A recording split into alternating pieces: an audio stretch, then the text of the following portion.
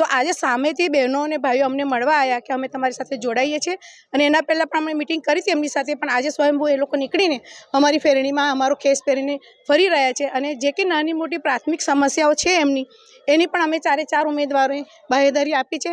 કૃષ્ણનગર ગાંગરેટિયાથી જે અમારી ફેરની કાલે બાકી હતી ત્યાંથી અમે શરૂઆત કરી છે।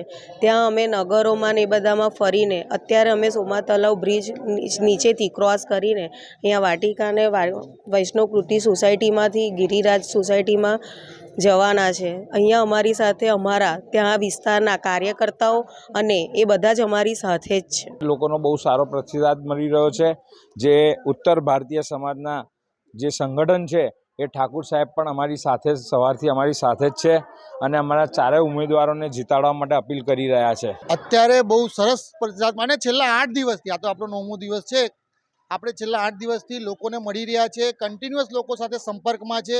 લોકોનું થોડુંક ઘણું જે પ્રોબ્લેમ છે એ અમે જાણીએ છીએ, અમે બી આ વિસ્તારના છીએ એટલે અહીંના જે લોકલ ઇસ્યુઝ છે એનાથી વાકેફ છીએ અને લોકોને અમે એ જ કહીએ છીએ કે ભાઈ અમે બી જ્યારે આ 26 તારીખે મતદાન થશે અને ભાજપ તરફથી 4 ઉમેદવારને પેનલને આખી પેનલ जीतीने આવશે तो જરૂરથી જે સમસ્યાઓ છે એનું નિરાકરણ આપણે લાવીશું। मैं समाज के हर एक वर्ग से अनुरोध करने आया हूं कि वार्ड नंबर 16 में जितने हमारे भाई बहन हैं उनको भारी मतों से इस बार विजयी बनाएं और बाकी अपनी चिंता 5 साल के लिए इनके ऊपर छोड़ दें।